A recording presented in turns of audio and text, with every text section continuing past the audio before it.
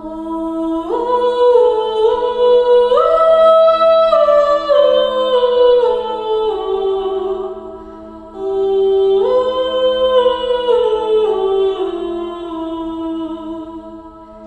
all, welcome to the Greyfriars Reimagined podcast, where we explore the past and the future of Greyfriars Lincoln, one of the oldest Franciscan friary buildings in England.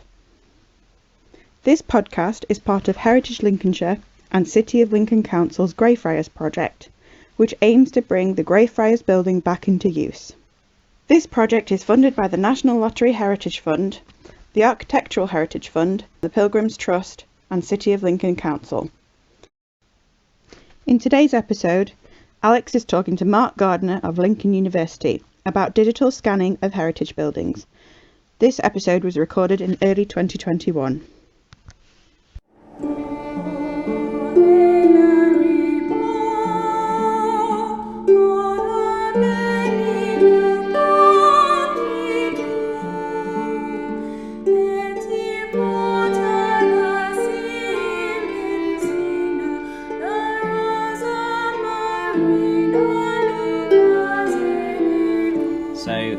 Welcome to today's episode of the Greyfriars podcast. I'm here with Mark Gardner from the University of Lincoln today.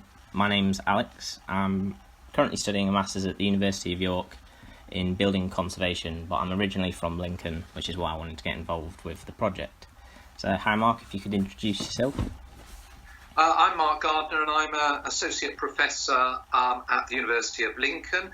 I'm by background an archaeologist, but one of my roles in the University of Lincoln is as Director of Lincoln Conservation, which is a very broad conservation practice. So we do all sorts of things from architectural paint research, but one of the things that I'm particularly interested in is digital heritage, and we work with laser scanning. We work with laser scanning buildings, for example, and laser scanning objects, and because I'm also a buildings archaeologist, I'm particularly interested in the application of laser scanning to recording buildings.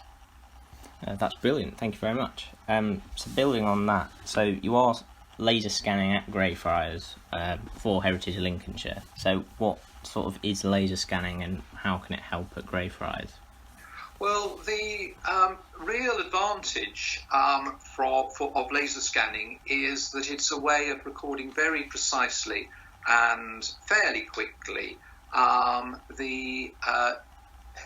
the dimensions of a building. So in the past, when I first started, if you wanted to record a wall face or you wanted to record a plan, you got out your tapes and you had a drawing board and you drew every stone and so on. And it was a very long and very laborious business. It took a long time.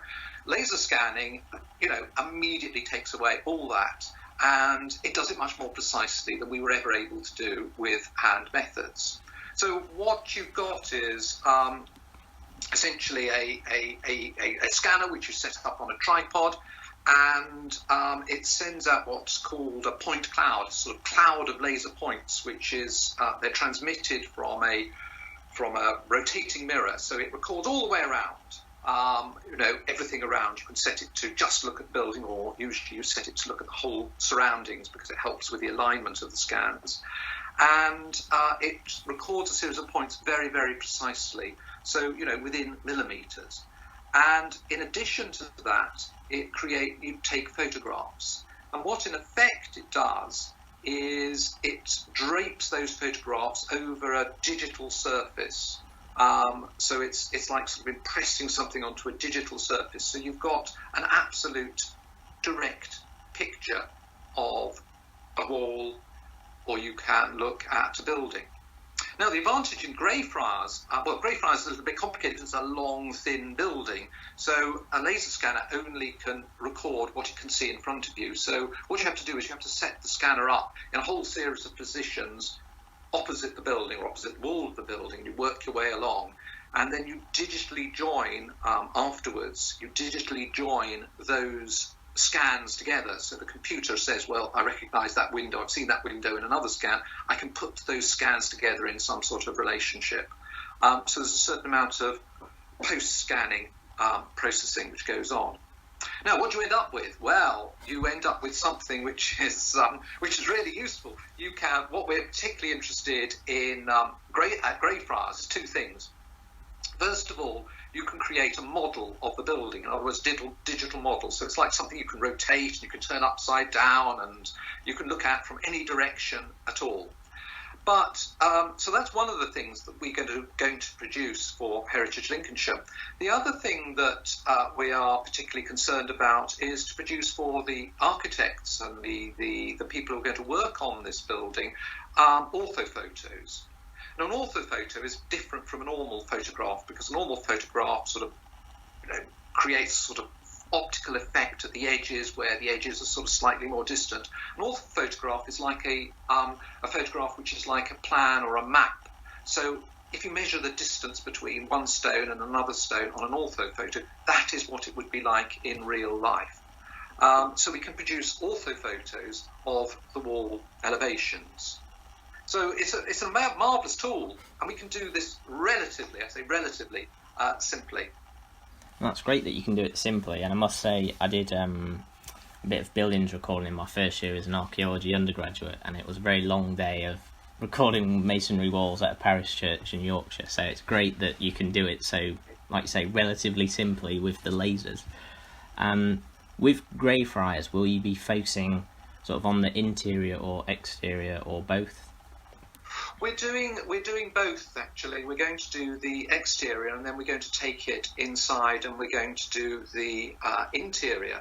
And you can actually join those points up. And what you have to do is you have to scan your way in so that the laser scanner is both looking outwards and inwards, and it can connect up the interior faces and the exterior faces together. Now, there are always problems because you can't scan through a window because glass refracts and reflects the laser light. So that always poses a little problem. So you actually have to go through a clear space through a doorway. And the more doorways that you can get, and there's only one in Greyfriars for the basement, the more doorways you can get, the more precisely you can connect the inside and outer faces. But we've done that before, and it works quite well with buildings. And so we are going to produce elevations of both the undercroft, the ground floor of the building at Greyfriars in the interior, and then go up and do the first floor.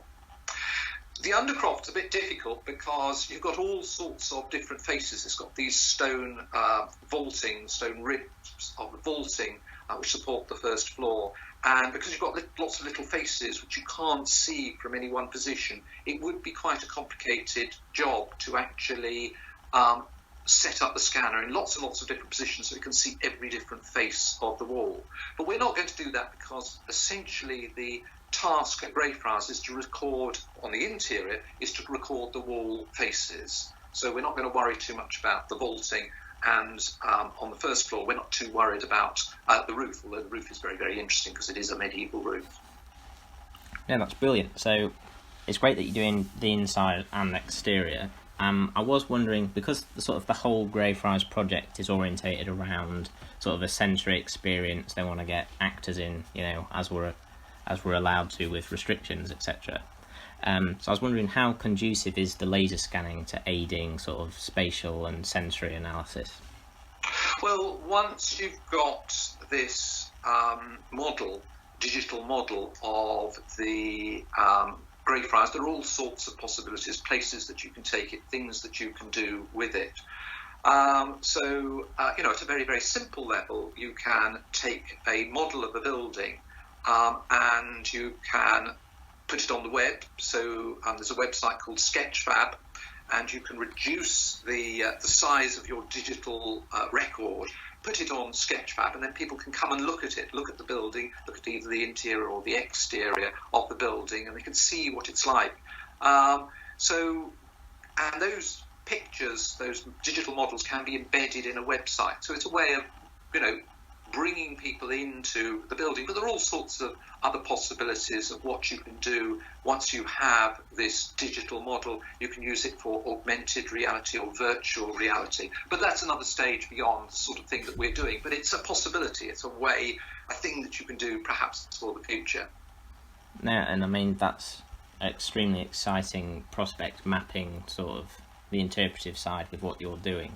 And I know there's a lot of sort of expert volunteers who are very familiar with Greyfriars, so I'm sure it'll be great for them to see it at home on their screens, like you say, on Sketchfab and websites like that.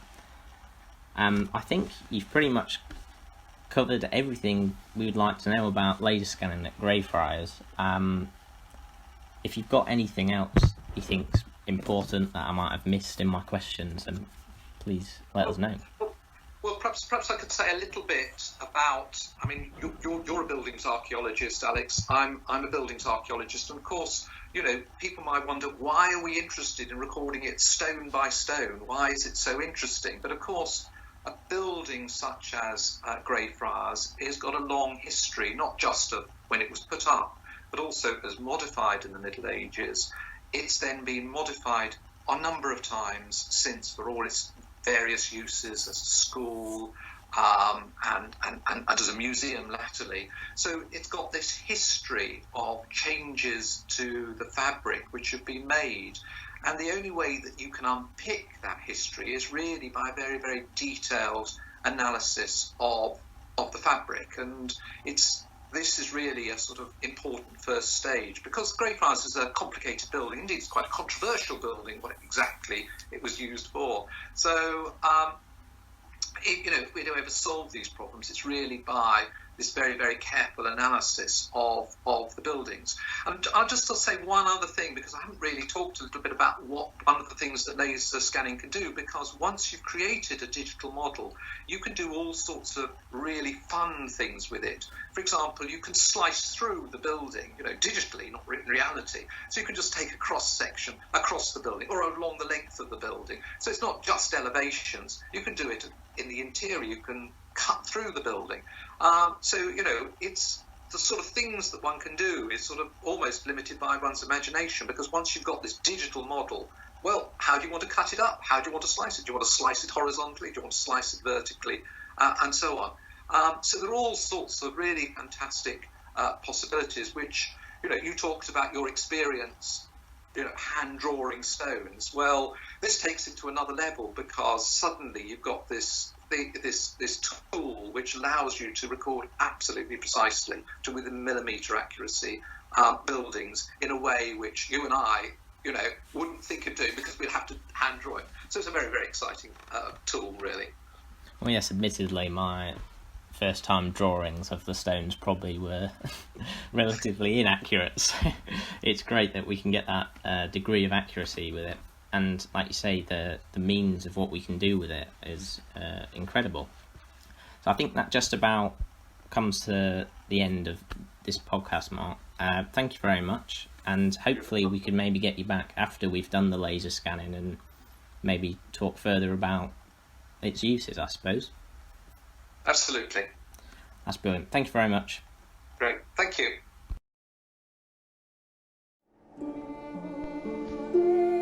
Music was performed by Soundlinks and Hildegard and recorded at Greyfriars. If you would like to be notified when new episodes are released and to learn more about Heritage Lincolnshire's work, please follow us on our social media, which are linked in the description, or visit our website that you can also find below.